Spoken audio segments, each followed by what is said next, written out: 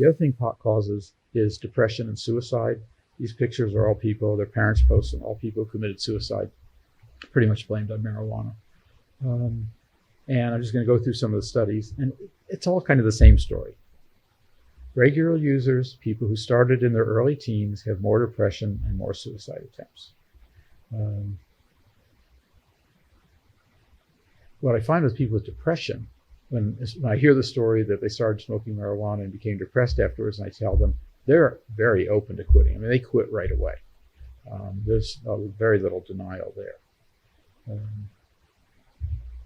But again, another study, this was in 2003, marijuana use is linked to depression, especially early teen use and regular use. This Australian study that looked at 1,600 teenage girls from age 13 to 20, and what they found is the ones who used daily were 5 times as likely to report depression. But the high rate of suicide is even a bigger deal. So this is a study from JAMA Psychiatry.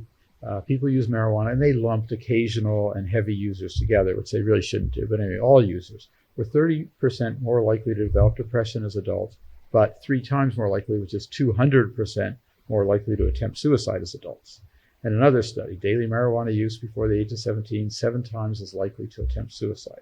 And this is actually a big deal. And this is a graph of suicides where the person was positive for marijuana on autopsy, age 20 and older in Colorado.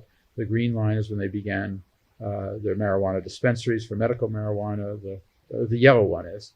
And then the green one is when legalization started. And it's really it's tripled in those years that they made marijuana more available in Colorado. So the link to suicide is actually very strong. And this is just a news story that's come out recently, came out last month. Suicide rate for teenage girls hits a 40-year high. And they don't know why. And this is what the graph looks like. This is girls age 13 to 15. And it's not the boys so much, it's the girls. And starting 2010, it really started going up. And it's doubled, which is kind of shocking. And I just want you to look at these two graphs. That's the graph of suicides, girls aged 13 to 15. This is a graph of marijuana-positive suicides in teenagers in Colorado. And yeah, it dropped in those years, but in 2010, it went up, and it tripled.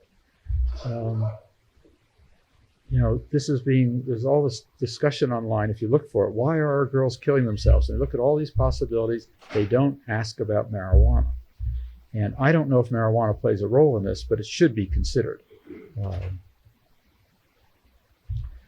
Marijuana also increases suicide in people who start as adults.